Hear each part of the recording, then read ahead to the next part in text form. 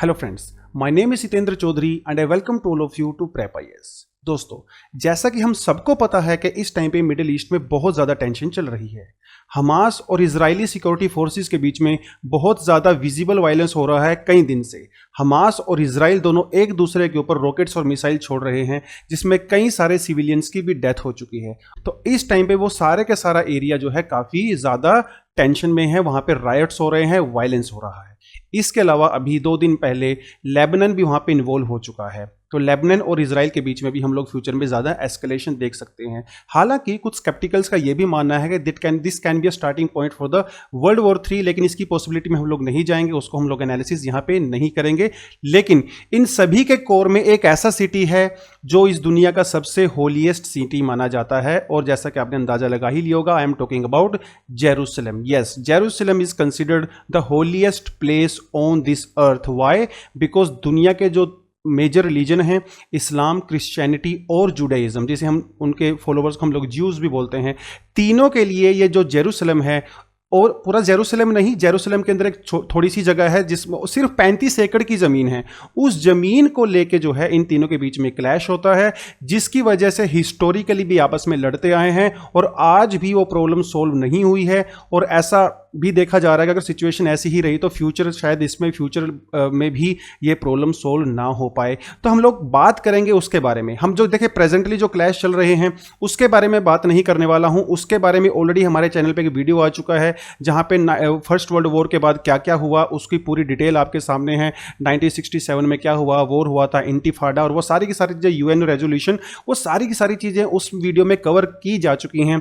आज मैं आपको थोड़ा सा पीछे लेके जाना चाहूँगा हिस्ट्री में, और आपको बताना चाहूँगा जेरूसलम और इजराइल की पिछले 4000 साल की हिस्ट्री, कैसे उस हिस्ट्री के दौरान ज्यूज़ और जेरूसलम, इसका स्ट्रक्चर चेंज हुआ, इसकी कंपोजिशन चेंज हुई, कैसे ज्यूज़, क्रिश्चियनिटी और इस्लाम ये तीनों यहाँ पे इन्वॉल्व हो गए, और कैसे जेरूसलम के अंदर एक छोटा सा ज़मीन का टुकड़ा आज इस दुनिया में वायलेंस का सेंटर बन चुका है। तो इन सारी की सारी चीज़ों के बारे में बात करने वाला हूँ।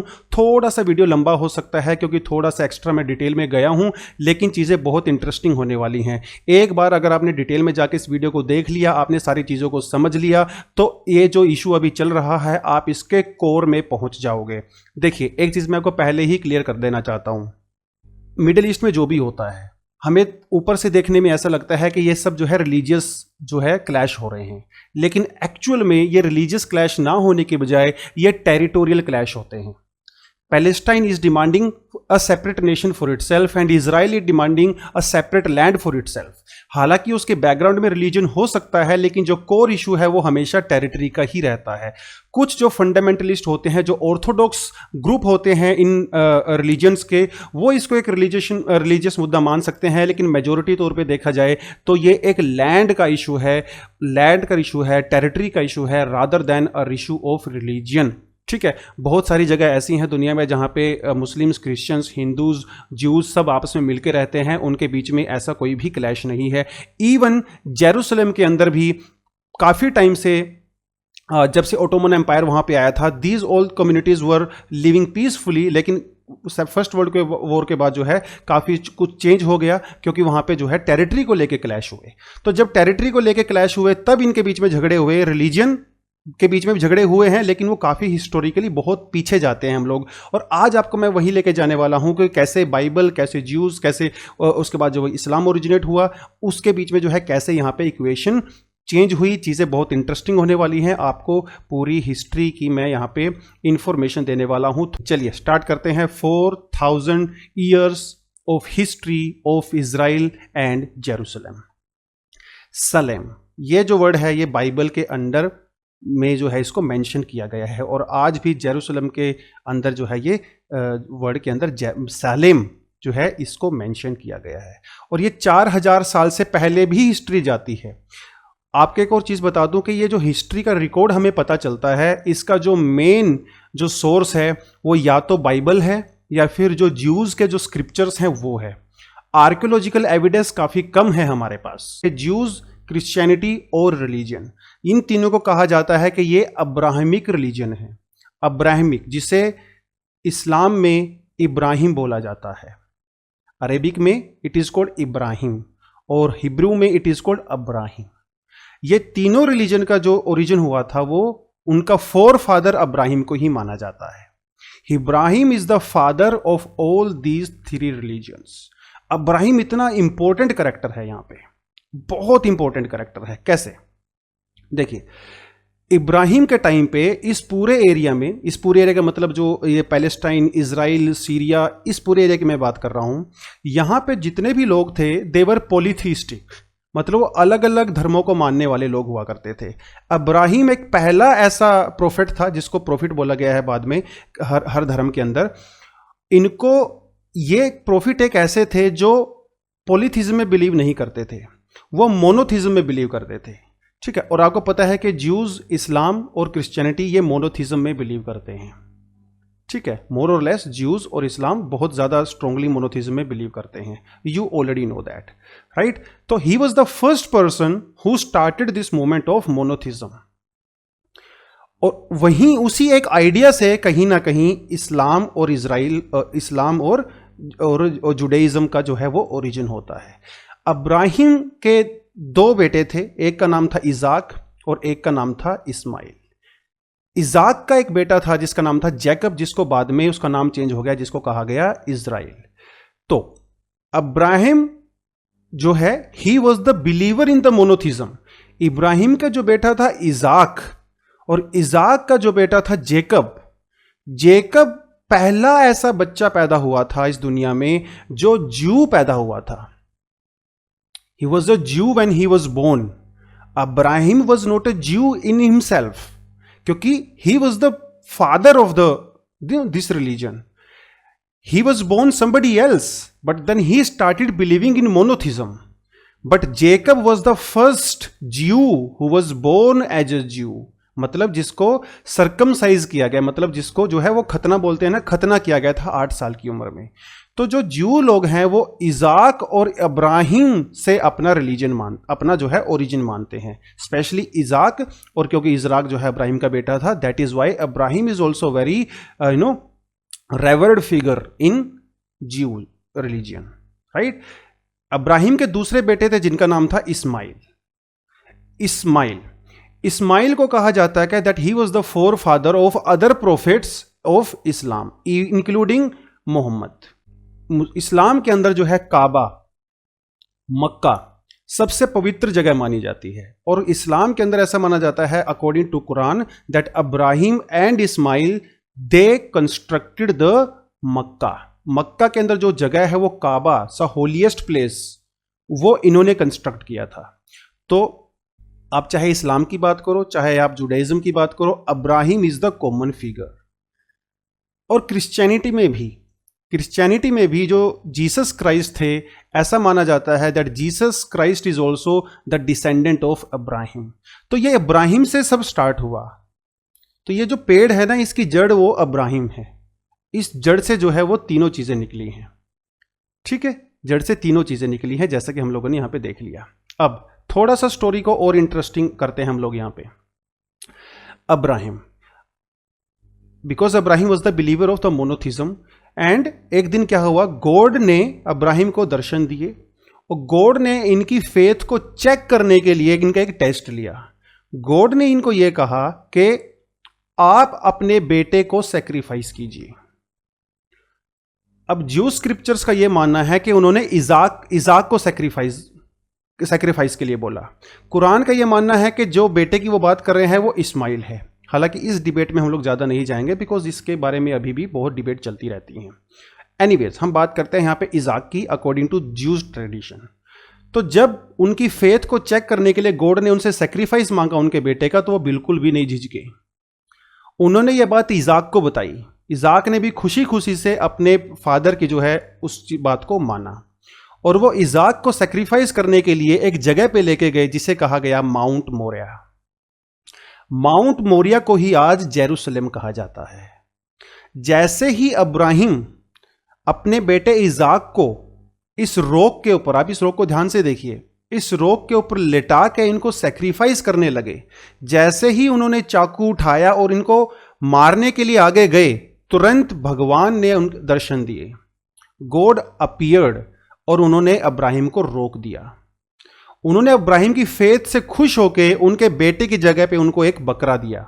बकरी कह सकते हो, गोट कह सकते हो, लैम कह सकते हो, कि आप अपने बेटे को सेक्रीफाइस मत कीजिए, आप इसको सेक्रीफाइस कीजिए, क्योंकि आपने अपनी फेथ का टेस्ट पास कर लिया है। तो यहां से स्टोरी स्टार्ट होती है इब्राहिम और इजाक की। इजाक के जब बेटा पैदा हुआ जिसका नाम था जैकब, जिनको इजराइल बोला गया, और उसके बाद और उनके थे 13 बेटे। इजराइल जो थे, जैकब जो थे, उनके 13 बच्चे थे, और उन 13 बच्चों में से जो है अलग अलग ट्राइब्स निकली, जिन्हें कहा जाता है 12 ट्राइब्स ऑफ इजराइल। और जितने भी लोग जो इजराइल में हैं उन्हें कहा जाता है पीपल ऑफ इजराइल, मतलब they are born from the Israel और जेकब। इस तरह से जो है यहाँ इनकी कहानी स्टार्ट होती है, और ये कहानी बहुत पीछे जाती है। ठीक है, बहुत पीछे ये कहानी जाती है, 1500 BC, 2000 BC। एग्जैक्ट हम लोग नहीं बता सकते, क्योंकि इन सब का जो रिकॉर्ड है हमें कहां से मिलता है, ओल्ड टेस्टामेंट, यानी कि जो हिब्रू बाइबल है वहां से इसका रिकॉर्ड हमें मिलता है। इसकी ये कितना पक्का है कितना नहीं है इसके बारे में अलग से डिबेट कर सकते हैं, but yeah this is the most accepted story और the traditional views that I am sharing here. Jews में जो है जियोन भी कहा जाता है इजराइल को, इसको जेरूसलेम को। तो कई सारे नाम हैं, जेरूसलेम है, जियोन है, ठीक है, कहाँ पे है, सिचुएटेड है, माउंट मेराया में है, और भी इसके आगे कई सारे नाम आएंगे जिसके बारे में हम लोग बात करेंगे। अब देखिए इस लैंड के बारे में थोड़ा सा देखते हैं। यहां पे आप क्लियरली देख सकते हो दैट ये है आपका जेरूसलेम और ये है Zion. So this is the land of Jews और द बिलीवर ऑफ इब्राहिम। यहां पे एक चीज आपको देखने वाली है कि अभी तक यहां पे ना तो क्रिश्चियनिटी पैदा हुई है और ना ही इस्लाम पैदा हुआ है। तो ये स्टोरी अभी सिर्फ ज्यूज की चल रही है, जो लोग इब्राहिम में बिलीव करते हैं, इजाक में बिलीव करते हैं, राइट। तो यहां पे है आपका इजिप्शियन एम्पायर और यहां पे आपका है Assyrian empire. Now both Assyrian empire and Egyptian empire they are trying to control this land, right. तो बीच में है ज्यूज पीपल, एक तरफ असीरियन है, एक तरफ इजिप्ट है। आपको ये थोड़ी सी ज्योग्राफी भी यहां पे समझने की जरूरत है। हुआ क्या कि 1000 BC में किंग हुए सोल, उनका बेटा हुआ डेविड। डेविड ने इस जेरूसलेम, इस इजराइल वाली लैंड पे अपना मोनार्की जो है एस्टेब्लिश की। तो डेविड वॉज द किंग, और डेविड के बेटे हुए जिनका नाम था Solomon. Solomon was the follower of Judaism, he was a ज्यू। और सोलोमन ने उस लैंड के ऊपर जहां पे इब्राहिम ने अपने बेटे का सैक्रिफाइस करने वाले थे वहां पे एक टेंपल बनाया। ठीक है, देखिए जहां पे भगवान अपने बेटे को सैक्रिफाइस करने वाले हैं तो डेफिनेटली वो लैंड तो बहुत ज्यादा पवित्र होगी, बहुत ज्यादा पायस होगी। और उसके लिए जो है सोलोमन ने वहां पे 962 में BC में, मतलब मैं देखो BC मतलब आप जो है 2000 साल प्लस, मतलब 2020 प्लस 962, इतने साल आप प्लस कर सकते हो। यहां पर लगभग 3000 साल पहले की मैं बात कर रहा हूं। तो किंग सोलोमन ने वहां पे पहला टेंपल बनाया। तो पहले इनके जो है सोल हुए, सोल के बाद आए डेविड, डेविड के बाद आए सोलोमन, और इन्होंने यहां पे बनाया फर्स्ट टेंपल। ठीक है, अब सोलोमन के मरने के बाद, और उनका बेटा भी हुआ सोलोमन का भी, लेकिन उनका बेटा जो है वो इस एरिया पे अच्छे से कंट्रोल नहीं कर पाया, और जो ये टेरिटरी थी ये अलग अलग हिस्सों में डिवाइड हो गई, जैसा भी आप यहां पे देख सकते हो। नॉर्थ वाले को बोला गया इजराइल और साउथ वाले को बोला गया जुडा। तो इसको लेके अब यहां पे इशू क्रिएट हुए। इशू देखिए कौन कौन से क्रिएट हुए वो भी थोड़ा हम लोग यहां पे देखिए। पहले तो आपके यहां पे ज्योग्राफी समझना जरूरी है। ऊपर की तरफ क्या है, असीरियंस हैं, नीचे की तरफ इजिप्ट है, और बीच में ये लैंड है। अब ये लैंड भी दो हिस्सों में डिवाइड हो गई है, क्योंकि सोलोमन के मरने के बाद ये वीक हो गया, यहाँ पे सिविल राइट्स हुए और ये दो हिस्सों में डिवाइड हो गए। अभी असीरियन और इजिप्शियन के बीच में इस लैंड को कंट्रोल करने के लिए लड़ाइयां हुआ, लेकिन अल्टीमेटली असीरियंस ने इस लैंड को जीत लिया। और जब असीरियन से इस लैंड को जीता तो उसके अगेंस्ट में पहले तो जो जूडा और इजराइल थे वो लड़े, अच्छे से लड़े, लेकिन अल्टीमेटली उनका कंट्रोल यहां पे खत्म हो गया। Now Assyrians control this, and जब उन्होंने देखिए, पहले ऐसा होता था जब कोई किंग होता था किसी दूसरी लैंड के ऊपर कंट्रोल करता था, वो वहां के पुरानी सारी बिल्डिंग्स को, टेंपल्स वगैरह को तोड़ देते थे और अपना नया बनाते थे। क्योंकि वो अलग चीज़ों में बिलीव करते थे, वो इस तरह से रहता था, अपनी लेगेसी के लिए वो सब करते थे। तो असीरियंस ने जब इस एरिया पे कंट्रोल किया तो जेरूसलम को कंप्लीटली डिस्ट्रॉय कर दिया। अभी टेंपल डिस्ट्रॉय नहीं हुआ है, राइट, टेंपल बाद में डिस्ट्रॉय होगा। बाद में जब असीरियंस वीक पड़ने लगे तो इस एरिया को कंट्रोल किया बेबीलोन्स ने, Babylonian, in 690 to 90 BC। They were kind of barbarian. तो जब उन्होंने इस लैंड पे कंट्रोल करना शुरू किया तो जो ज्यूज लोग थे वहां पे, they started fighting against the Babylonians. लेकिन अल्टीमेटली बेबीलोनियंस की आर्मी ज्यादा स्ट्रॉन्ग थी, ज्यादा बड़ी आर्मी थी, तो उन्होंने इस एरिया को कंट्रोल कर लिया। तो जब उन्होंने इस एरिया को कंट्रोल किया तो उन्होंने जो फर्स्ट टेंपल था जो सोलोमन ने बनवाया था उसको भी डिस्ट्रॉय कर दिया। और सिर्फ उसको ही डिस्ट्रॉय नहीं किया, यहां पे उन्होंने ज्यूज को परसिक्यूट करना स्टार्ट किया। बहुत सारे ज्यूज को जो है मारा गया, उनके रेप किए गए, बहुत सारे ज्यूज को स्लेव बना दिया गया। तो इन सारी चीजों से करते हुए बहुत सारे ज्यूज जो है वो दूसरी जगह पे जो है एग्जाइल हो गए, रिफ्यूजी, एज अ रिफ्यूजी चले गए। बहुत सारे इजिप्ट में चले गए, बहुत सारे बेबीलोन में चले गए, कुछ लोग जो है यूरोप की तरफ चले गए।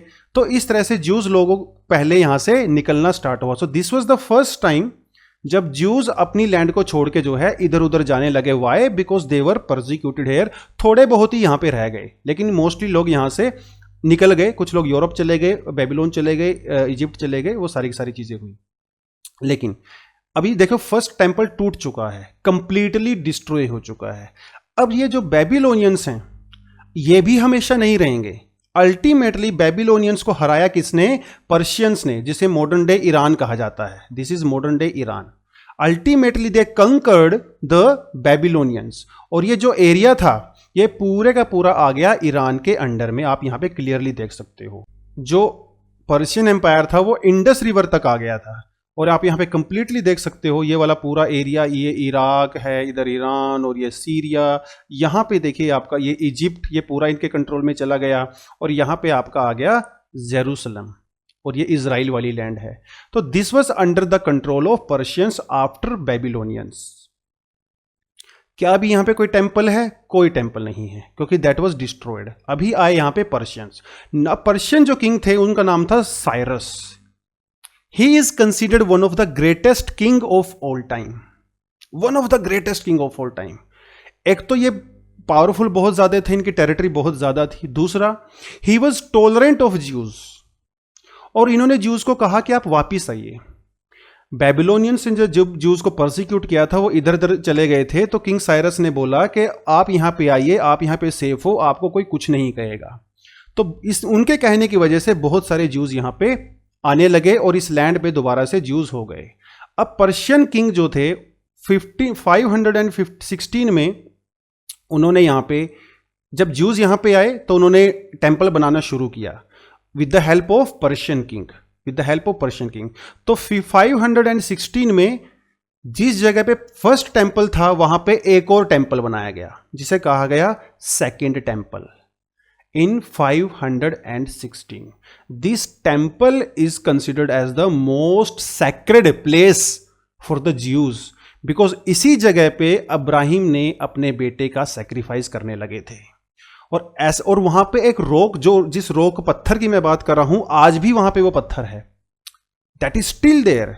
और ऐसा माना जाता है कि वहीं से ह्यूमन सिविलाइजेशन की स्टार्ट हुई और वहीं पे ह्यूमन सिविलाइजेशन का एंड भी होगा, उस एक पत्थर वाली जगह से। वो बहुत इंपॉर्टेंट है फॉर इस्लाम ऑल्सो, जिसको अभी हम लोग देखेंगे कि इस्लाम के लिए वो पत्थर कैसे इंपॉर्टेंट है।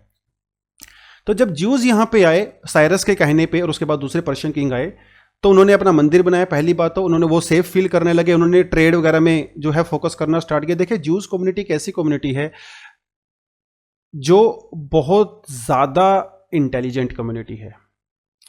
ये हमेशा से ही एजुकेशन में और ट्रेड में इन्वॉल्व रहे हैं। और ये वो पीरियड है जो पर्शियन एम्पायर के अंडर में था, इन्होंने सबसे ज्यादा ग्रो किया, सबसे ज्यादा ग्रो किया। उस एरिया में जो भी ट्रेड होती थी उसको मोस्टली ज्यूज मर्चेंट जो थे वो कंट्रोल करते थे। एजुकेशन में ये बहुत ज्यादा आगे थे। आज भी आप देख लीजिए, चाहे आप एजुकेशन को उठा लीजिए, चाहे आप ट्रेड को उठा लीजिए, ज्यूज पीपल जो है सबसे आगे आपको मिलेंगे। आप नोबेल प्राइज उठा के देख लीजिए, बहुत सारे ज्यूज ने जो है नोबेल प्राइज जीता है।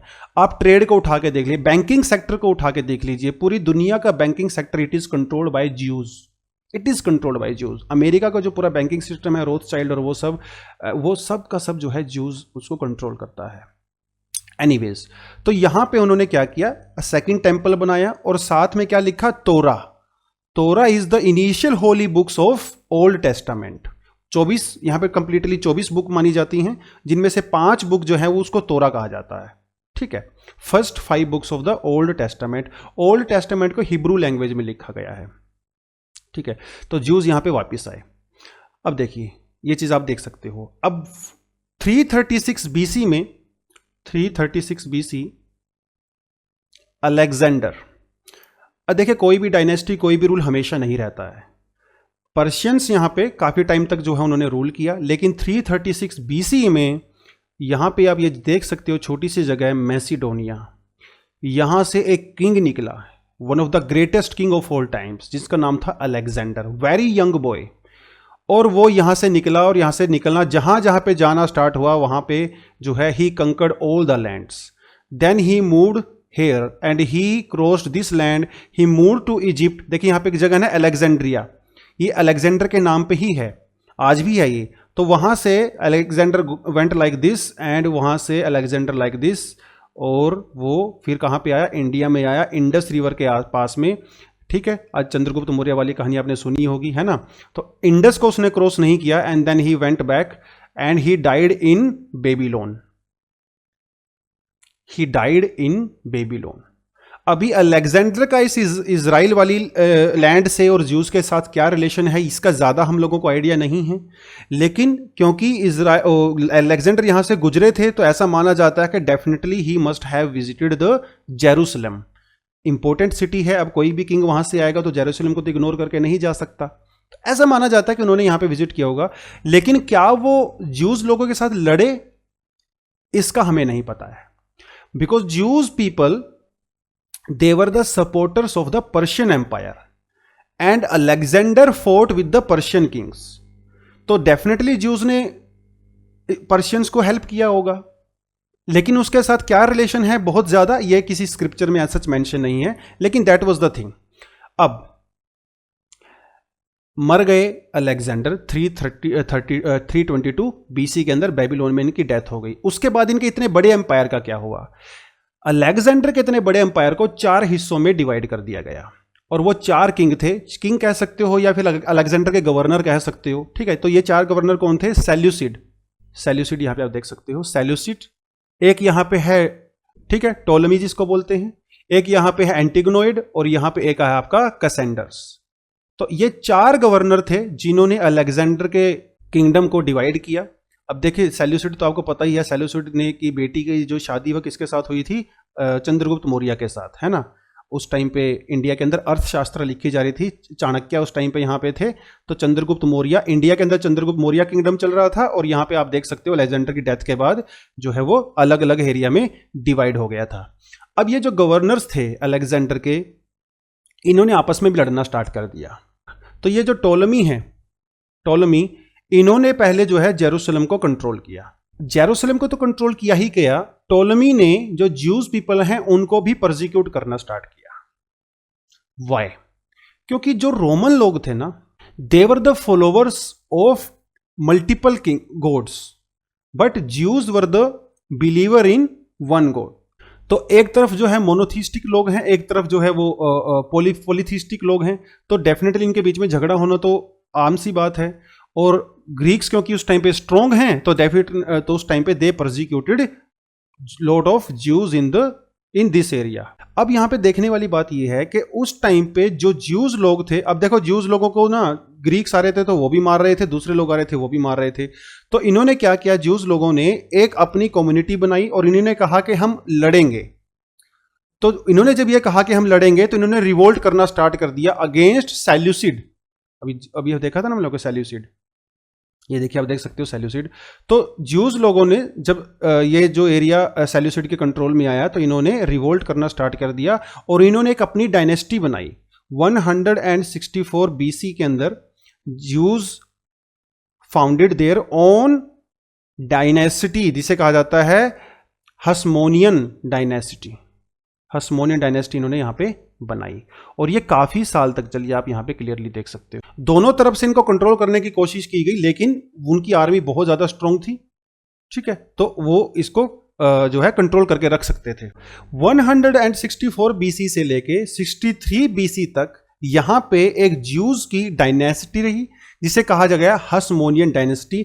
आप देख सकते हो कि इसके चारों तरफ जो है ग्रीक्स हैं, बीच में एक डायनेसिटी है जो ज्यूज की डायनेसिटी है।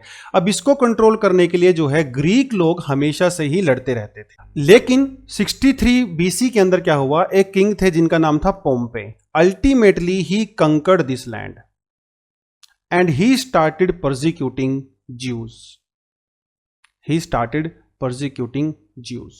बहुत सारे ज्यूज को उन्होंने यहां पे मारा और जब ज्यूज को ये मारने लगे, परसिक्यूट करने लगे, उनको स्लेव बनाया, ठीक है, तो बहुत सारे ज्यूज यहां से निकल के जो है दूसरी जगह पे जाने लगे। बहुत सारे इजिप्ट में चले गए, बहुत सारे यूरोप में चले गए, जो है मेसोपोटामिया में चले गए, तो इधर उधर वो लोग जाने लगे, ठीक है। पोम्पे, अब पोम्पे जो थे He was again defeated by another king जिनका नाम था जूलियस सीजर। 47 बीसी के अंदर Julius Caesar defeated Pompey. Julius Caesar जो है ये भी एक जनरल हैं, ठीक है, और पोम्पे भी एक जनरल है, आर्मी के जनरल जिनको बोलते हैं, लेकिन इनकी सोचने का तरीका अलग अलग है, तो ये एक दूसरे से लड़ने लगे। तो जब ये लड़े तो जूलियस सीजर ने पोम्पे को हराया। Now Julius Caesar was a good person, he was religiously very very tolerant. Julius Caesar ने जुडाइज्म को एक ऑफिशियल रिलीजन मान लिया।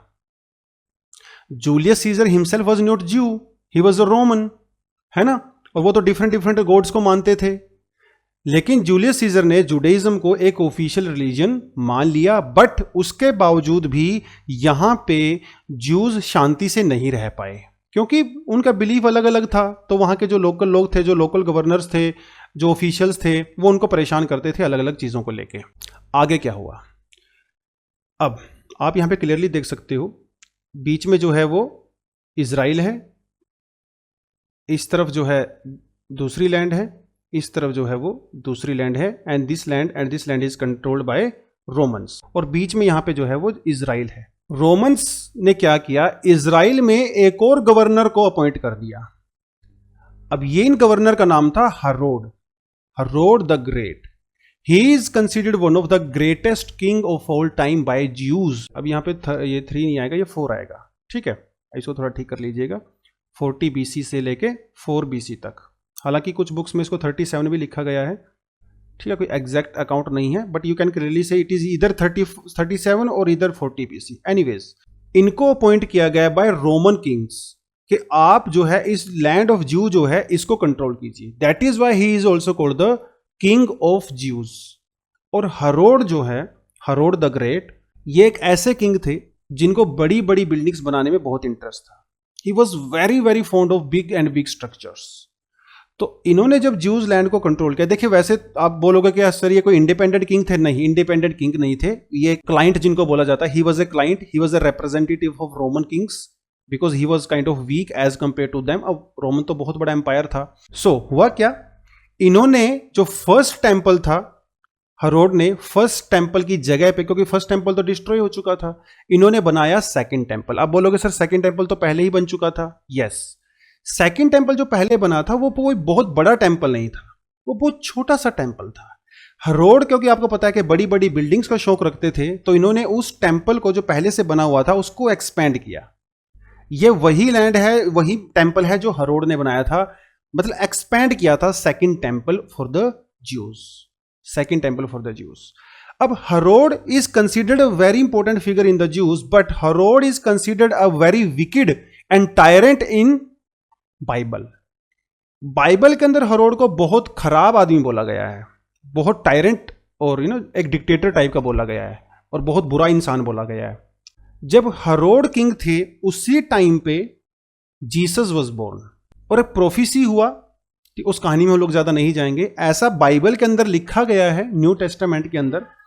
इसके अंदर कितनी सच्चाई है हम लोगों को नहीं पता, कि हेरोड ने अपने सोल्जर्स को ऑर्डर दिया कि उस एरिया में जहां पे जीसस पैदा हुए, वहां पे जो 2 साल या उससे छोटे बच्चे हैं सबको मार दिया जाए। और सबको मार भी दिया गया, ऐसा बाइबल के अंदर लिखा हुआ है। Because he wanted to kill Jesus, he wanted to kill all kids जो उसको चैलेंज करें फ्यूचर में। क्योंकि हेरोड जो है माना जाता है कि एक ऐसा पर्सन था जो अपने अगेंस्ट किसी को नहीं देख सकता था। इवन इन्होंने अपनी वाइफ का भी मर्डर किया, क्योंकि इनको ऐसा शक हुआ कि इनकी वाइफ इनके अगेंस्ट जा सकती है, इनके अगेंस्ट कॉन्स्पिरेसी कर रही है। तो हेरोड वाज सच किंग, लेकिन Herod was considered a very great king in the Jew tradition. Why? Because he expanded second temple. तो ये आप यहां पे देख सकते हो, this is the second temple. Second temple को भी डिस्ट्रॉय किया गया, उसके बारे में हम लोग आएंगे। लेकिन ये वो लैंड है, जैसा पिक्चर में देख सकते हो, जिसको लेके पूरे का पूरा झगड़ा हुआ। देखिए यहां पे ये लैंड को जो है इन्होंने क्या किया, उस सरफेस को थोड़ा सा ऊपर की तरफ उठाया, यहां पे सेकंड टेम्पल बनाया और इसकी ऐसे एक वॉल निकाल दिया, सराउंडिंग वॉल, जिसे कहा जाता है आज के टाइम पे इसका एक हिस्सा अभी भी है, जिसे कहा जाता है वेस्टर्न वॉल। इस सेकंड टेम्पल को की जो एक दीवार बची हुई है उसको लेके सारा झगड़ा है। मतलब उसको लेके झगड़ा नहीं है, वहां पे ज्यूज जाके प्रे करते हैं, थोड़ा सा झगड़ा कैसे वो अलग से हम लोग यहाँ पे बताएंगे। लेकिन that was the second temple which was expanded by Herod. देखिए हेरोड के टाइम पे जीसस पैदा हुए। जीसस जहां पैदा हुए उस जगह का नाम है बेथलेहम। ठीक है, देखिए ये यहाँ पे जेरूसलम है, जेरूसलम के पास में ही एक छोटा सा गांव है जिसे बोला जाता है बेथलेहम, और ये है Nazareth. Nazareth, Jesus was born in Bethlehem, लेकिन उनका ज्यादातर जो काम कहाँ हुआ, नजरत में। दैट इज वाई जीसस को कहा जाता है सन ऑफ नजरत, इनको सन ऑफ बेथलेहम भी कहा जाता है। देखिए उस टाइम पे ऐसा ट्रेडिशन होता था, जहां पे आप पैदा होते थे ना, उस जगह का नाम आपके साथ, जैसे आजकल रख देते हैं लोग, है ना, आपके नाम के साथ ही रख दिया जाता था। तो यहां पे जीसस बोर्न हुए। ठीक है, तो जब जीसस थोड़े बड़े हुए, उन्होंने जो है घूमना स्टार्ट किया और जो है प्रीच करना स्टार्ट किया, तो जीसस जो है वो जेरूसलम के अंदर आए। और जब जीसस जेरूसलम में आए, उन्होंने वहां पे देखा सेकंड टेम्पल, ये तो बहुत बड़ा टेम्पल है। तो जीसस ने उस टाइम पे प्रोफेसी की, भविष्यवाणी की कि एक दिन इस टेम्पल का एक भी पत्थर नहीं बचेगा, this temple would be completely destroyed. ऐसा एक्चुअली हुआ भी। अब देखिए आप यहां पे सिचुएशन देख सकते हो। सिचुएशन कुछ ऐसी है कि यहां पे अभी जीसस और उनके फॉलोवर्स हैं, यहां पे जो है जुडाइज्म और उसके फॉलोवर ज्यूज भी हैं, और आसपास कौन रह रहे हैं, आसपास रोमन्स रह रहे हैं। अब क्रिश्चियनिटी और ज्यूज दोनों के बिलीफ जो है वो रोमन बिलीफ से बिल्कुल अलग हैं।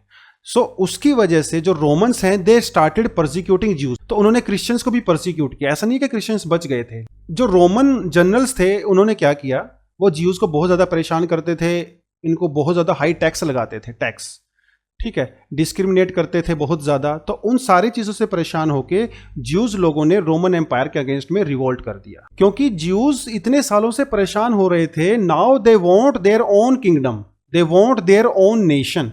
लेकिन अल्टीमेटली उस रिवोल्ट में रोमन्स लोग जो है वो जीत गए, और जब रोमन्स लोग वहां पे जीत गए तो उन्होंने क्या किया, सेकंड टेम्पल को कंप्लीटली डिस्ट्रॉय कर दिया इन 70 AD। तो now second temple is completely destroyed, only एक दीवार बची है बस सेकंड टेम्पल की, जो आज भी है वहां पे। और ज्यूज का ऐसा मानना है कि एक दिन मसीहा आएगा और वो यहां पे थर्ड टेम्पल बनाएगा।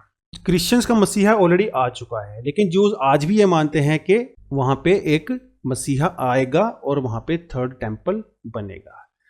तो जब ये ज्यूज हार गए उस रिवोल्ट में, उस रिबेलियन में, तो रोमन से इनको बहुत बुरी तरह से परसिक्यूट करना स्टार्ट किया।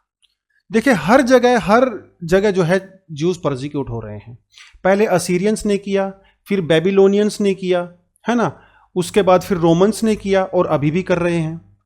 तो जितनी बार भी ज्यूज अपने आप को कंसोलिडेट करने की कोशिश करते हैं, उतनी बार उनको प्रोसिक्यूट किया जाता है बुरी तरह से। क्यों, देखिए हुआ क्या, जीसस जब थे यहाँ पे, थोड़ा जीसस वाली कहानी आपको बताई थी। जब जीसस ने जो है जेरूसलम के अंदर एंट्री किया, तो जीसस को उस टाइम पे वहां पे क्रूसीफाई किया गया। जब जीसस जेरूसलम में आए तो एक जो है पोंटियस पिलाटे, जिनका नाम था Pontius पिलाटे, he was the local governor of Jerusalem. और जो रोमन दूसरे जो उसके राज दरबार में जो रहते थे और जो रोमन्स लोग थे, उन्होंने कंप्लेंट किया पिलाटे को कि एक ऐसा पर्सन है जो हमारी अथॉरिटी को नहीं मानता है, वो एक ही भगवान को मानता है, वो हमारे गॉड्स को नहीं मानता है, आप जो है उसका कुछ करिए। तो उन्होंने इनकी क्रूसिफिकेशन का ऑर्डर दिया था जीसस की। लेकिन क्रिश्चियंस लोग ऐसा मानते हैं कि जब जीसस का क्रूसिफिकेशन हुआ था उसमें ज्यूज लोगों ने भी जो है सपोर्ट किया था, और इसीलिए क्रिश्चियंस लोग consider Jews as the killer of Jesus. जो ऑर्थोडॉक्स क्रिश्चियंस हैं वो मानते हैं कि they are Jews are the killers of Jesus. ठीक है, तो ये थोड़ी सी कहानी यहाँ पे आपको पता होनी चाहिए क्योंकि इसका हम आगे जो है रेलेवेंस आएगा। काफी टाइम तक इस एरिया में ज्यूज और क्रिश्चियंस जो है परसिक्यूट होते रहे थ्रू रोमन्स, लेकिन 312 के अंदर जो है Constantine, he was also a Roman king, ये खुद क्रिश्चियंस बन गए। ही कन्वर्टेड टू क्रिश्चियन, पहले इनकी मदर थी वो क्रिश्चियन बनी, बाद में जो है जब ये खुद किंग बने तो ये भी क्रिश्चियन बन गए। आज जब किंग क्रिश्चियन बन गया तो पूरी जनता ही क्रिश्चियन बन गई। तो नाउ अभी रोमन जो है it became a Christian state. But what about Jews? जितने भी पुराने गॉड थे रोमन्स के सबको डिस्ट्रॉय कर दिया गया। जितने भी पुराने ऑफिशियल्स थे जो रोमन गॉड्स को मानते थे सबको मार दिया गया, और उन्हीं लोगों को ऑफिस में बिठाया गया, उनको पोस्ट दी गई जो क्रिश्चियनिटी को मानते थे। ऐसा होता है ना कि जो नया नया कन्वर्ट होता है वो कुछ ज़्यादा ही फंडामेंटलिस्ट और ऑर्थोडॉक्स हो जाता है। तो कॉन्स्टेंटिन के साथ भी ऐसा ही हुआ, बहुत ज़्यादा जो है ऑर्थोडॉक्स हो गए। ज्यूज़ को भी इन्होंने परसिक्यूट किया और दूसरे लोगों को भी परसिक्यूट किया जिन्होंने क्रिश्चियनिटी मानने से मना कर दिया।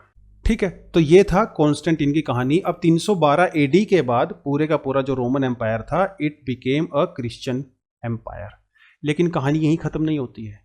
अब रोमन एम्पायर भी हमेशा नहीं रहेगा, तो Roman empire was dethroned by another empire.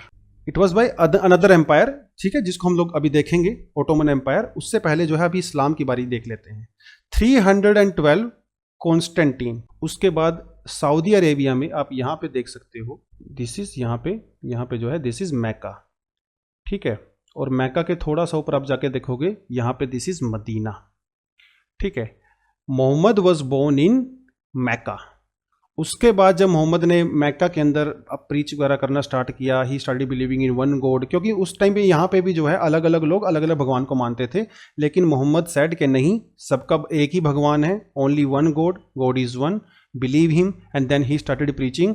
तो जो मैक्का के अंदर जो लोग थे, जो हाई प्रीस्ट लोग थे, अमीर लोग थे, वहाँ के जो छोटे मोटे किंग वगैरह थे, उन्होंने उनको एग्जाइल कर दिया और मैक्का से 622 के अंदर वो कहाँ चले गए? मदीना में चले गए। इसे कहा जाता है हिज्र। हिज्र, एक दिन क्या हुआ, मदीना से एक रात में प्रोफेट मोहम्मद अपने घोड़े पे सवार होके कहाँ गए? प्रोफेट मोहम्मद को सपना आया और उनको बोला गया कि जो सबसे वेस्ट साइड में जो मस्जिद है, मॉस्क है, वहां जाइए। तो प्रोफेट मोहम्मद घोड़े पे बैठ के, जिनके पंख थे, ठीक है, एक रात में वो कहां गए? जेरूसलम। जेरूसलम में जो है एक मॉस्क है, ऐसा इनको बोला गया कि जो सबसे वेस्टर्न साइड में मॉस्क है वहां जाना है। And he went to Jerusalem. Al mosque, Al mosque का मतलब है जो वेस्टर्न साइड में मॉस्क है। Then he went to Jerusalem, और जेरूसलम में प्रे करने के बाद he went to heaven. Prophet Mohammed went to heaven from the Jerusalem. और जहां से वो हेवन में गए, that place was already very important for the Jew. ये वही जगह है जहां पे वो रोक थी जहां पे अब्राहिम अपने बच्चे को सेक्रीफाइस करना चाहते थे। That was the same rock. तो सेकंड टेंपल तो डिस्ट्रॉय हो चुका था, लेकिन वो रोक भी अभी वहां पे थी। तो उस रोक से मोहम्मद जो है हेवन में गए और फिर वहां से वापिस आए, और फिर उसके बाद वो दोबारा से मदीना में आ गए, मक्का में आ गए। इसीलिए इस्लाम के लिए इतना ज्यादा इंपॉर्टेंट है ये मस्जिद, ये मॉस्क, जिसे कहा जाता है Al mosque. This is considered the third holiest site of Muslims for Islam, because इसके साथ जो है वो उनका रिलेशन है। थोड़ा सा इसको हम लोग आगे भी डिटेल में देखेंगे। नाउ धीरे धीरे इस्लाम स्प्रेड होना स्टार्ट हुआ। यहां पे जो आप ये डार्क कलर में देख रहे हो, ये था एक्सटेंशन अंडर मोहम्मद। उसके बाद जो उनके कैलिफेट आए, उन्होंने भी इस्लाम को फैलाया। ठीक है, तो 632 से लेकर 752 तक आप देख सकते हो कि इस्लाम जो है काफ़ी ज़्यादा फैल चुका था। अफ्रीका में जा चुका था, है ना, इधर इराक, ईरान, मेसोपोटामिया, है ना, इधर जा चुका था इस्लाम। तो ये जो लैंड है जेरूसलम वाली, this land was also control under the control of Islamic rulers. तो ये उनके कंट्रोल में आ गई, और जब ये उनके कंट्रोल में आई गई तो यहां पे बनाया गया एक मॉस्क जिसे कहा जाता है अल अक्सा मॉस्क, अल अक्सा मॉस्क। और वो जो पत्थर था जहां पे जीसस मतलब जहां पे मोहम्मद जो है हेवन में गए थे, वहां पे जो है इसको कहा जाता है डोम ऑफ द रॉक। ये बनाया गया 682 AD में, और ये है आपका अल अक्सा मॉस्क जो पहले बना था। पहले बना था अल अक्सा मॉस्क। अल अक्सा मॉस्क वो है जहाँ पे मोहम्मद आए थे, यहाँ पे उतरे थे, और ये वो डोम है कि अंदर जो पत्थर रखा हुआ है, यहाँ से वो हेवन में गए थे और हेवन से फिर वापस आए थे। जब वो हेवन में गए थे, वहाँ पे जो एंजल्स थे, जो दूसरे प्रोफेट्स थे, उनके साथ इन्होंने मीटिंग किया, और वहीं से उनको बताया गया कि दिन में 5 टाइम नमाज करनी है, और भी कई सारे रूल्स दिए गए जो कुरान के अंदर मेंशन है। इसके बाद इस जगह को, जेरूसलम या इजराइल को, कई सारे रूलर्स ने कंट्रोल किया। अरब्स ने कंट्रोल किया, इजिप्शियंस ने कंट्रोल किया, फैटिमिड्स ने, सेल्जुक्स ने, क्रूसेडर्स ने और मामलुक्स ने। बहुत सारे अलग अलग जो है डायनेस्टीज ने इसको रूल किया, और जितनी भी डायनेस्टी ने यहां पे रूल किया, सभी की सभी ने ज्यूज को परसिक्यूट किया। और क्योंकि ज्यूज परसिक्यूट होते थे तो वो इस जगह से जो है हमेशा दूसरी जगह पे वो एज अ रिफ्यूजी जाने लगे। कभी वो मेसोपोटामिया में, कभी सीरिया में, कभी इजिप्ट में, कभी यूरोप में, वो इधर उधर जाने लगे, क्योंकि हर कोई उनको परसिक्यूट करता था। ये जो मामलुक आपको यहाँ पे दिख रहा है ना, मामलुक्स जो इंडिया के अंदर स्लेव डायनेस्टी है, इंडिया के अंदर जो स्लेव डायनेस्टी थी, ठीक है, इल्तुतमिश वगैरह वो सब, तो वो भी मामलुक ही हैं। They have a relationship with them, ठीक है, क्योंकि मामलुक्स दे केम फ्रॉम द टर्की, और इंडिया के अंदर जो इल्तुतमिश वगैरह थे, जो स्लेव डायनेस्टी थी, they also came from the Turkey, Turkish ruler थे। तो ये एक ही है वो। तो कुछ लोग जो है जेरूसलम की तरफ चले गए, कुछ लोग जो है इधर आ गए, और ये है बीच में क्रूसेडर्स। ये इंपॉर्टेंट है आपके लिए। तो देखिए, सबने ज्यूज को परसिक्यूट किया, और उस समय क्या था, इस्लाम काफ़ी तेज़ी से फैल रहा था, यूरोप के अंदर क्रिश्चियनिटी भी फैल रहा था। तो क्रिश्चियंस के बीच में और इस्लाम और मुस्लिम्स के बीच में जो है क्लैश होना बहुत आम सी बात है, क्योंकि दोनों अपने अपनी टेरिटरी बढ़ाना चाहते थे। तो अल्टीमेटली क्या हुआ, जो रोमन एम्पायर था, अभी देखिए यहाँ पे दिखाता हूँ नेक्स्ट पिक्चर में, ठीक है। तो जो रोमन एम्पायर के बहुत सारे एरिया वो जो है मुस्लिम कंट्रोल के अंडर में आ गए। इसकी वजह से जो क्रिश्चियन किंग्स थे, दे गॉट स्केयर्ड, और फाइनली उन्होंने क्या कहा कि लेट्स फाइट।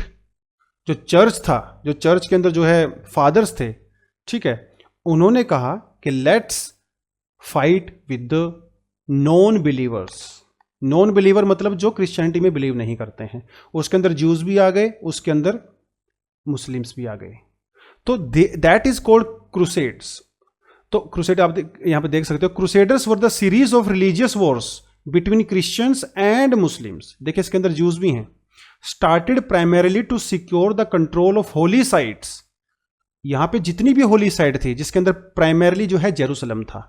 जेरूसलम सबसे होली साइट है, क्योंकि जेरूसलम के अंदर ही जीसस को क्रूसीफाई किया गया, जेरूसलम के अंदर ही जीसस को जो है दफनाया गया, जेरूसलम के अंदर ही जीसस जो है वो उनका रिजरेक्ट हुआ था, यानी कि वो 3 दिन के बाद जो है दोबारा से उन्होंने अवतार लिया था, है ना। इस कहानी का हम सबको पता है।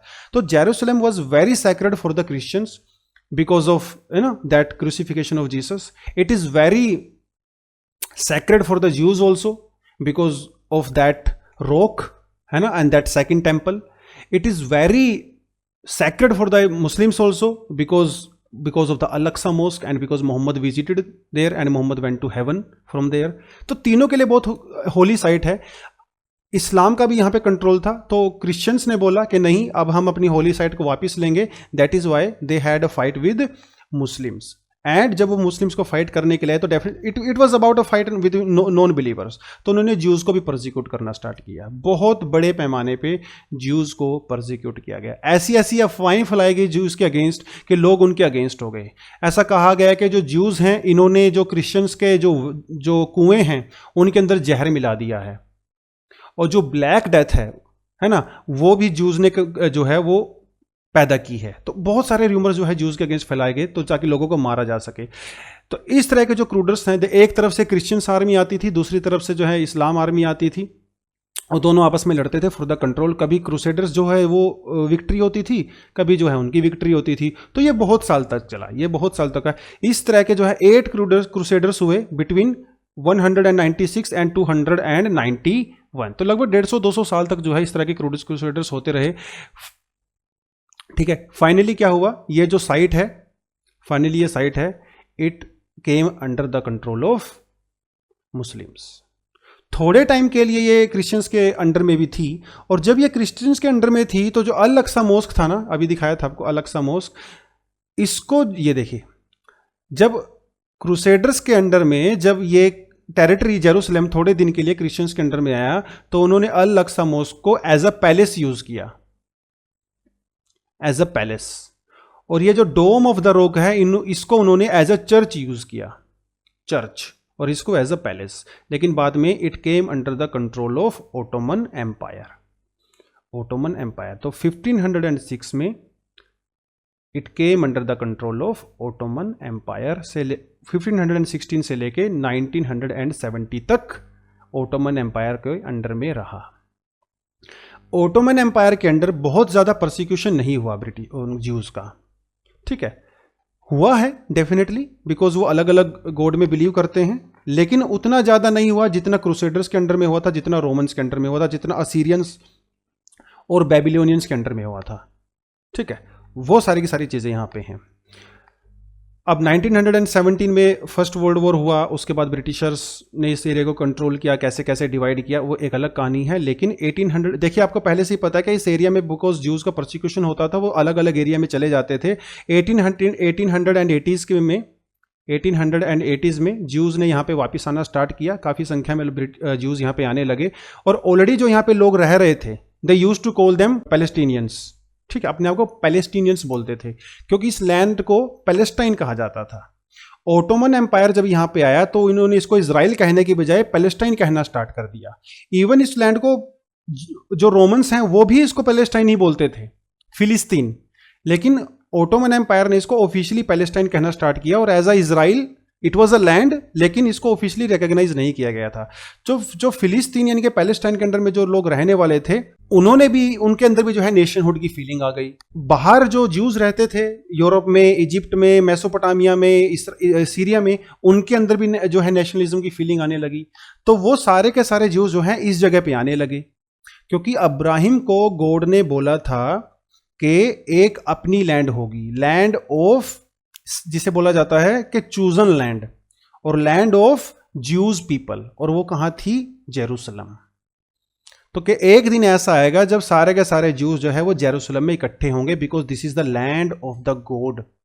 तो सारे के सारे ज्यूज जो है धीरे धीरे यहाँ पे 1880s में आने लगे। पैलेस्टाइनियंस तो यहाँ पे पहले से थे ही, अभी आने लगे यहाँ पे ज्यूज। तो दोनों फार्मर कम्युनिटी थी, तो आपस में झगड़ा करने लगी। झगड़े तो यहाँ पे होते थे, लेकिन ऑफिशियली यहाँ पे जो है बहुत लार्ज स्केल पे परसिक्यूशन नहीं हुआ, बहुत लार्ज स्केल पे परसिक्यूशन नहीं हुआ। तो ये थोड़ी सी कहानी आपको यहाँ पे पता होनी चाहिए। तो एक समरी तौर पे यहाँ पे आपको पता होना चाहिए कि स्टार्टिंग जो है वो कहाँ से हुई थी। स्टार्टिंग हुई थी अब्राहिम से, ठीक है। अब्राहिम के दोनों बेटे थे, कैसे जो है इजाक को जो फॉलो करने वाले हैं उनको इजराइलाइट्स कहा गया, उनको ज्यूज कहा गया, और इस्माइल के बाद जो है वो जो इस्लाम के अंदर जो है वो इस्माइल को मानते हैं, वो भी अब्राहिम को मानते हैं, क्योंकि अब्राहिम जो है वो मोनोथिस्टिक रिलीजन में बिलीव करते थे, ठीक है। उसके बाद कैसे वो एरिया जो है पहले असीरियंस के अंडर में आया, फिर वो बेबीलोनियंस के अंडर में आया। पहले जैसे सोलोमन ने फर्स्ट टेम्पल बनाया, उस फर्स्ट टेम्पल को जब तोड़ दिया गया, फिर उसकी जगह पे सेकंड टेम्पल बनाया गया, सेकंड टेम्पल को भी तोड़ दिया गया, अभी वहाँ पे सेकंड टेम्पल की सिर्फ एक दीवार बची हुई है। ये सारी की सारी चीज़ें आपको पता होनी चाहिए। और वो जेरूसलम इतना इंपॉर्टेंट क्यों है तीनों रिलीजन के लिए, ये भी आपको पता होना चाहिए। ज्यूज उसको इंपॉर्टेंट मानते हैं क्योंकि वहाँ पे अब्राहिम से रिलेटेड है। इस्लाम उसको मानता है क्योंकि वो प्रोफेट मोहम्मद से रिलेटेड है। क्रिश्चियंस उसको मानते हैं क्योंकि वहाँ पे जीसस को क्रूसीफाई किया गया था, उनको बैरी किया गया था, ठीक है। ये सारी की सारी चीज़ें हैं। तो ये थोड़ा सा हिस्ट्री वाला पर्सपेक्टिव है। अभी सिर्फ और सिर्फ मैं आपको जेरूसलम की इंपॉर्टेंस के बारे में बताता हूँ कि वो जेरूसलम पर्टिकुलर सिटी इतना इंपॉर्टेंट क्यों है।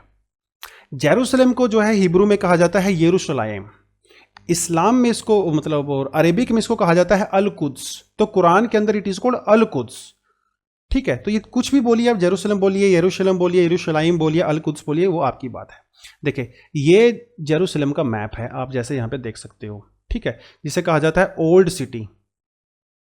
वैसे तो जेरूसलम काफी बड़ा सिटी है, लेकिन उसके अंदर एक जो है एक पुरानी सिटी भी है जो बहुत समय से वहाँ पे है, जिसे कहा जाता है ओल्ड सिटी। और इस ओल्ड सिटी के चारों तरफ एक दीवार है, मतलब आप इसको ओल्ड सिटी कह सकते हो। इस ओल्ड सिटी को 4 क्वार्टर में डिवाइड किया गया है। एक क्वार्टर है जिसको बोलते हैं क्रिश्चियन क्वार्टर, एक क्वार्टर है जिसे बोला जाता है मुस्लिम क्वार्टर, यहाँ पे मुस्लिम्स रहते हैं। एक तरफ है अर्मेनियन क्वार्टर और एक तरफ है ज्यूज क्वार्टर।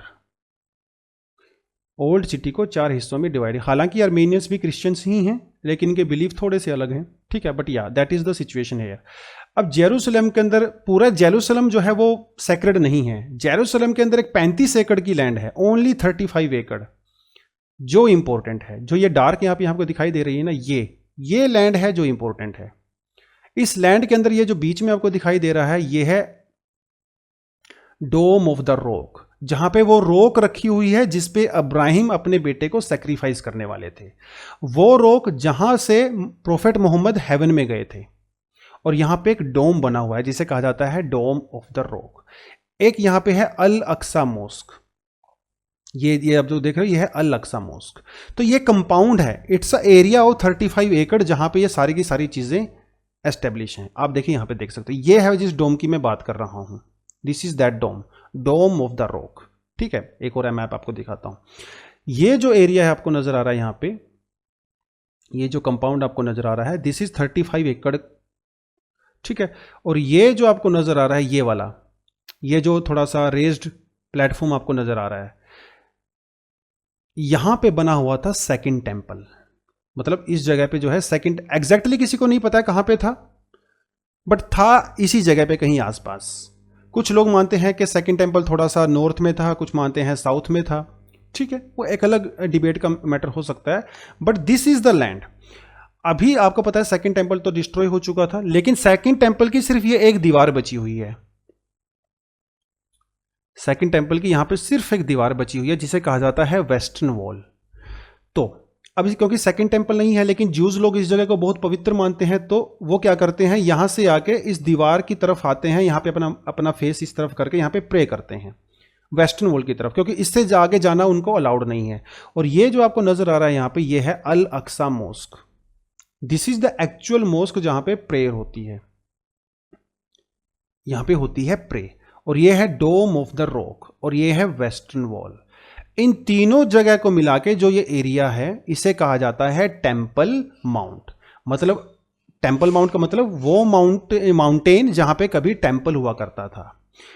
इसे जो है अरेबिक के अंदर कहा जाता है हरम एश शरीफ और अल अक्सा कंपाउंड। कुछ भी बोलिए एक ही बात है। सो कुछ लोग मानते हैं कि ये अल अक्सा मॉस्क है, ऐसा नहीं, ये अल अक्सा मॉस्क नहीं है, this is the dome of the rock. इसके सेंटर में यहां पे कहीं नीचे एक रॉक है, वो जिस रॉक की इंपॉर्टेंस आपको पहले से पता ही है। तो ये 3 चीजों को मिलकर बना है। ये है आपका अल अक्सा मॉस्क, ये है आपका डोम ऑफ द रॉक, ठीक है, और ये है आपकी वेस्टर्न वॉल। देखिए ये डोम ऑफ द रॉक है और ये है वेस्टर्न वॉल। यहां पे कि आप देख सकते हो लकड़ी का ब्रिज बना हुआ है। आप लकड़ी के ब्रिज से जाके जो है ऊपर अल अक्सा मॉस्क जा सकते हो, इस कंपाउंड में भी जा सकते हो, लेकिन ज्यूज लोग इस पे अलाउड नहीं है, ज्यूज लोग यहाँ पे नहीं जा सकते। एक यहाँ पे इस तरह का ये आर्क, ये इस तरह का दरवाजा भी है जिसको कहा जाता है कि जब जजमेंट डे आएगा तो यहाँ पे सभी का हिसाब लिया जाएगा। आपने जो सिन किए हैं, जो आपने अच्छी चीज़ें की हैं, सबका हिसाब लगा के भगवान यहाँ पे या गॉड यहाँ पे जो है सबका जो है जजमेंट देंगे। दिस इज ऑल्सो हेयर, ये वो भी इसी कंपाउंड के अंदर में यहाँ पे है, ठीक है। तो बहुत इंपॉर्टेंट कंपाउंड है ये सभी को लेके। अब देखिए थोड़ा सा बता देता हूँ आपको। देखिए ये है यहाँ पे वेस्टर्न वॉल, ये है जहाँ पे ज्यूज आते हैं, यहाँ पे मुस्लिम्स आके जो है प्रे करते हैं। अब आप बोलोगे सर मुस्लिम यहाँ पे प्रे करते हैं आके, तो ये पूरा एरिया किसके कंट्रोल में है? देखिए इस पूरे एरिया को जो है मुस्लिम्स ही कंट्रोल करते हैं। बोर्ड है जिसे कहा जाता है वक्फ बोर्ड, WAQF, वक्फ बोर्ड, ये इस एरिया की पूरी एडमिनिस्ट्रेशन करते हैं। ज्यूज लोग यहाँ पे जाना अलाउड नहीं। हालांकि 1967 में इस पूरे एरिया को ज्यूज ने कंट्रोल कर लिया था, लेकिन क्योंकि ज़्यादा क्लैश ना हो पीसफुलनेस के लिए, इस एरिया का कंट्रोल जो है वो मुस्लिम वक्फ बोर्ड को दे दिया गया था। प्रॉब्लम यहीं से स्टार्ट होती है। लेकिन इस एरिया की जो सिक्योरिटी है वो इजराइल हैंडल करता है। इसका जो एडमिनिस्ट्रेशन है वो वक्फ बोर्ड हैंडल करता है, जो बेसिकली जॉर्डन जो है उसको देखता है। यहाँ से क्लैश होता है। और अभी रिसेंटली जो ये क्लैश हुए हैं वो भी इसी रीज़न की वजह से हुए हैं, क्योंकि रमज़ान का महीना था तो बहुत सारे लोग जो है यहाँ पे गेट पे इकट्ठा हो गए थे, इस गेट पे यहाँ पे एंट्री करने के लिए। तो सिक्योरिटी फोर्सेस हैं जो, उन्होंने इनको एंट्री नहीं करने दिया और यहाँ पे जो है क्लैश स्टार्ट हो गए। ये सड़क आप देख सकते हो बाहर की तरफ, इस गेट पे। और अंदर भी क्लैश हुए बाद में, क्योंकि अंदर भी लोग थे। तो जब उनके आने से मना कर दिया तो बाहर भी क्लैश होना स्टार्ट हो गए, अंदर भी क्लैश होना स्टार्ट हो गए। इजराइल सिक्योरिटी फोर्स जो है अंदर की तरफ घुस गई और कुछ यहाँ पे आ गए, तो उन्होंने पत्थरबाजी वगैरह इधर उधर से करना स्टार्ट किया। सो एक वो अभी प्रेजेंट का टॉपिक है जिसके ऊपर ऑलरेडी हम लोग वीडियो बना चुके हैं, आप चैनल पे जाके जिसको देख सकते हो। तो ये पूरा हिस्ट्री एक रिलीजन जो है पर्सपेक्टिव से आपको यहाँ पे बताया है, ठीक है। बहुत पुरानी हिस्ट्री स्टार्ट होती है, बहुत पुरानी हिस्ट्री स्टार्ट होती है। थोड़ा सा रिवीजन आपको देखिए मैं करवा देता हूँ। 1000 BC में जाते हो। 1000 BC में जब सोल थे, उसके बाद जो है सोलोमन ने क्या किया, सोलोमन ने फर्स्ट टेम्पल बनवाया। फर्स्ट टेम्पल को बाद में डिस्ट्रॉय कर दिया गया बाय बेबीलोनियंस। फर्स्ट टेम्पल के बाद जो है सेकंड टेम्पल बनाया गया 516 में, लेकिन ये टेम्पल कंप्लीट नहीं था, ये तो थोड़ा ऐसा टेम्पल था। लेकिन बाद में जो है सेकंड टेम्पल बनाया गया, बाद में जो है सेकंड टेम्पल बनाया गया बाय हेरोड द ग्रेट, है ना, बाय हेरोड द ग्रेट।